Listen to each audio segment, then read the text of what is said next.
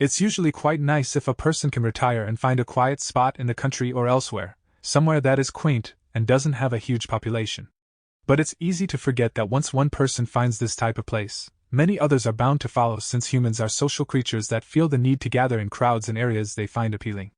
Harry March finds this out in Angry Neighbours, as the retired author soon finds the tranquil nature of his home disturbed when a millionaire moves in across the way and decides to build a ridiculously sized mansion that not only breaks up the scenery but seriously disturbs his peace of mind that he'd likely thought he had earned after so long.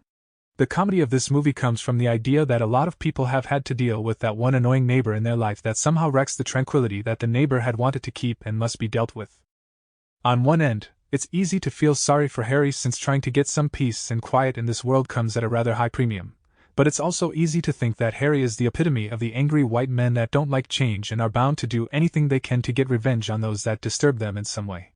It's easy to understand both perspectives, since having to deal with a neighbor that has construction going is severely annoying, especially if one is the type of person that likes peace and quiet and was fully enjoying it until the neighbor arrived. But on the other side, people are allowed to enjoy the same general region, and a house that's under construction is going to be the subject of a lot of noise, since there's no silent mode on a lot of the tools that are needed to construct a home. Sympathizing with Harry tends to mean that one might be seen as a boomer that doesn't know how to deal with progress and doesn't want to admit that change is a way of life. But again, siding with the millionaire could mean that one lacks the proper respect for their neighbors and thinks only of themselves. Just a reminder, if you're enjoying the videos so far, please make sure to like, subscribe, and hit that notification bell so that we can keep creating meaningful content. Thanks for tuning in.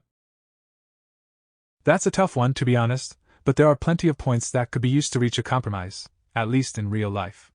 Harry comes off as a rather angry and irritable guy, and he even admits that it's true, since he's not the type of guy that appears to care about what people think.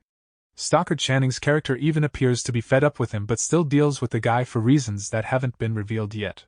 But when it appears that Harry is going to do something drastic to keep his neighbor from celebrating in his home, it would appear that he has truly gone off the deep end.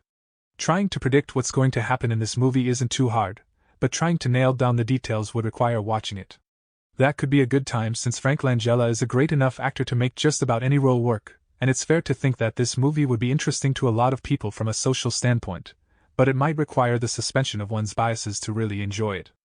Hearing Cheech Marin's voice as the dog is enough to make one wonder what's really going on with Harry, or if this movie has a hidden aspect to it that isn't fully revealed in the trailer. Whatever it is, the comedy that's ready to be unleashed does feel as though it's bound to be something that some people will understand fully and others will be struggling with when they watch it. Some comedy is a bit too smart for its own good at times, but hopefully, this movie will make the humor accessible enough that people will figure it out eventually. The cast and the story look as though they're going to conspire to make a movie that's going to be worth the effort of watching. That's plain enough. The comedy aspect of the movie is bound to be tough to get into, but from the look of the trailer, it does feel that the funny moments are likely to reach out and slap the senses without warning. That's good enough.